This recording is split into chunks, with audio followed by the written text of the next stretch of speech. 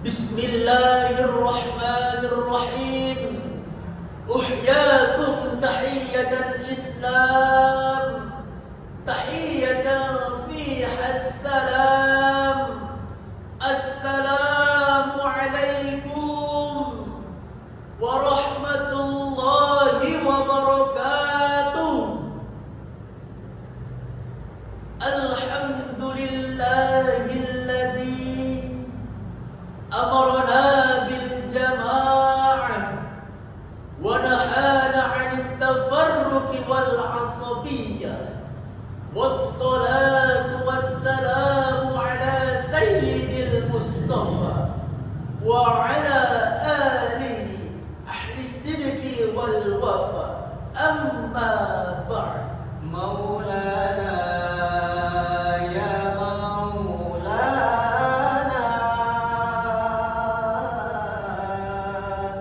ya sami'a du'ana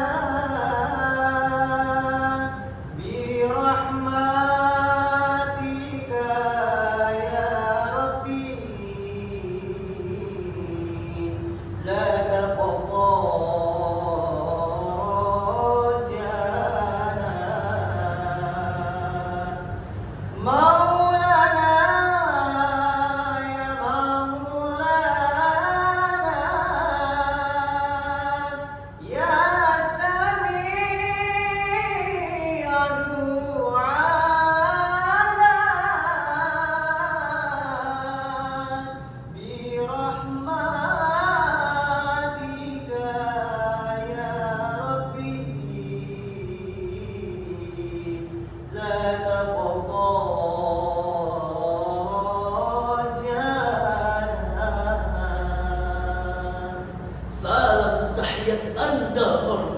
kepada Dewan Hakim Syarihil Quran yang arif dan bijaksana.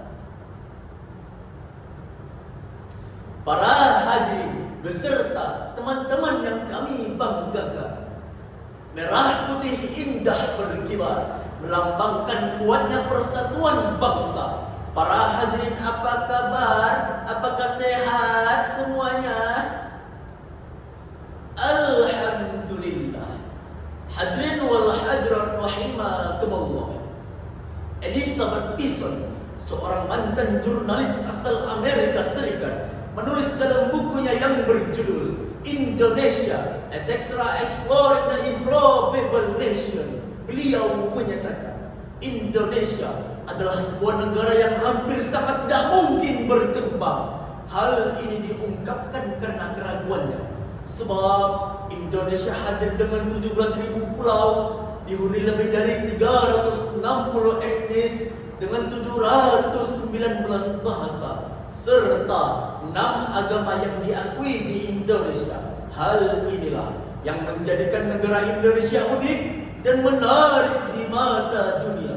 Namun hadirin, kita tidak dapat menutup mata, sebab keberagaman ini jika tidak kita jaga dan kita kelola dengan baik, bisa menjadi sumber potensi konflik, baik konflik antar suku, etnis, bahkan agama, yang pada gilirannya akan menentukan falsafah negara. Bahkan hadirin, bisa menjadi target dan sasaran oleh pihak-pihak yang tidak menginginkan Indonesia menjadi negara yang kuat, hebat, dan bermartabat.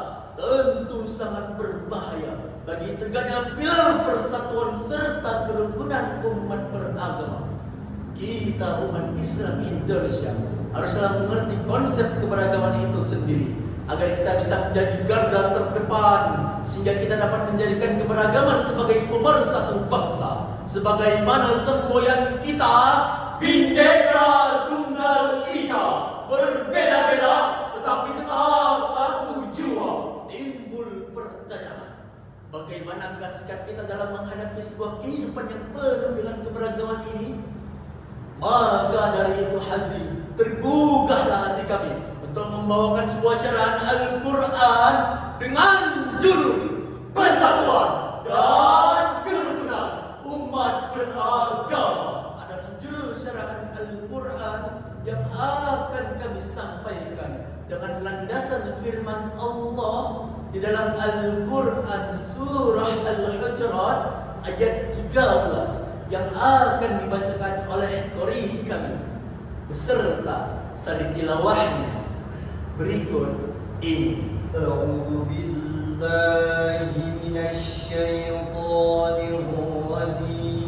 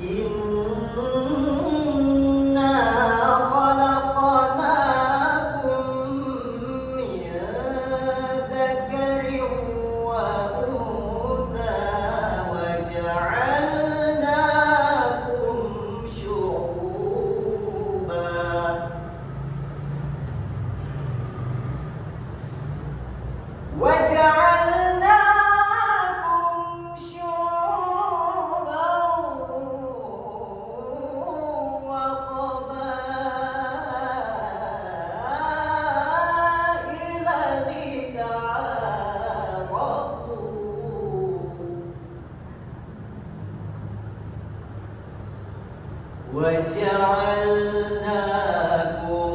شُعُوبًا وَقَبَائِلَ لِتَعَارَفُوا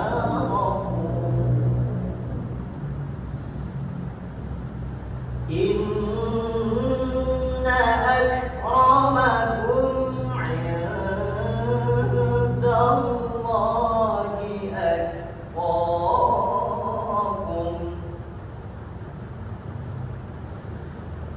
إِنَّ اللَّهَ عَلِيمٌ خَبِيرٌ.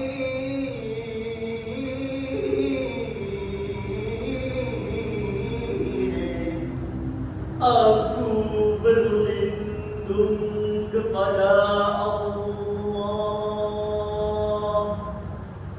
dari godaan setan yang terkutuk dengan menyebut nama Allah yang Maha Pengasih lagi Maha Penyayang. Wahai manusia, sungguh kami telah menciptakan kamu dari seorang laki-laki dan seorang perempuan. Kemudian kami jadikan kamu berbangsa-bangsa dan bersuku-suku agar kamu saling mengenal. Sungguh orang yang paling mulia di antara kamu ialah orang yang paling bertakwa. Sesungguhnya Allah Maha mengetahui lagi Maha teliti. Hadirin wal hadirat rahimakumullah.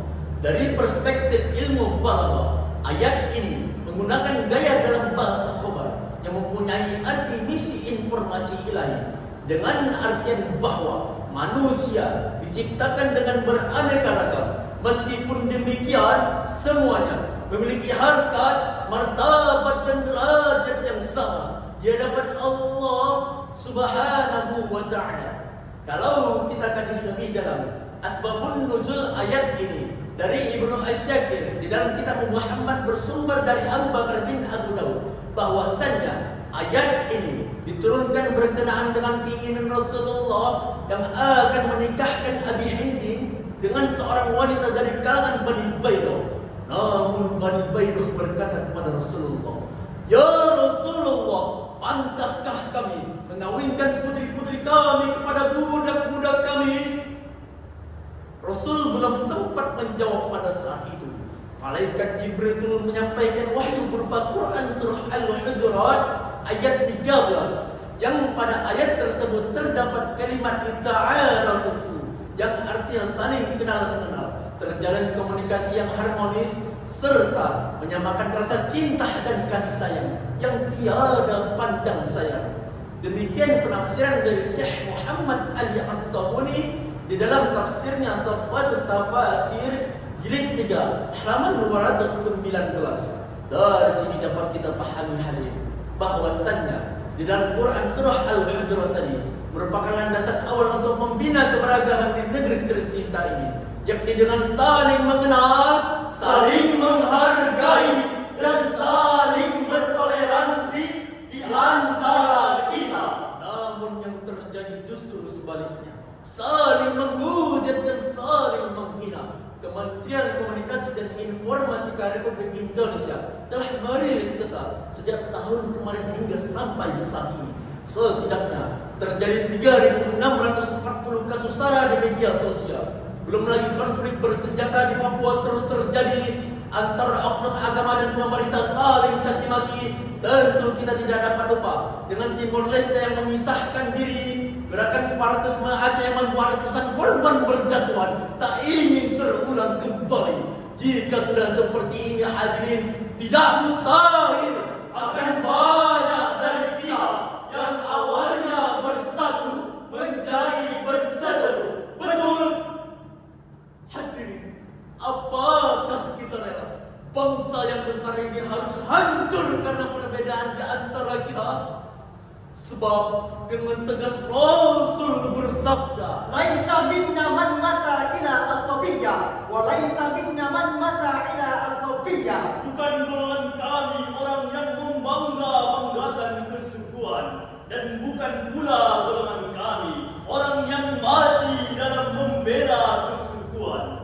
Hadis riwayat Abu Dawud. hadirin wal hadirat rahimakumullah, konflik yang terjadi di negeri kita ini harus mampu kita selesaikan dengan menjunjung tinggi semangat kebersamaan. Mulai saat ini, marilah kita samakan langkah, Satukan persepsi, Agungkan gerak, berat sama dipikul, kian sama digigit. Kita perkuat dari persaudaraan sebangsa dan setanah air kita. Bhinneka Tunggal Ika, walau berbeda tetap satu jiwa, satu nusa, satu bangsa, Satu tanah air kita, Indonesia tetap jaya. Jika sikap ini kita aplikasikan, maka insya Allah semakin baiklah negeri kita ke depannya. Sebagaimana dalam jaminan Allah di dalam Al-Quran surah An-Nahl ayat 90. Inna Allah ya'muru bil 'adli wal ihsan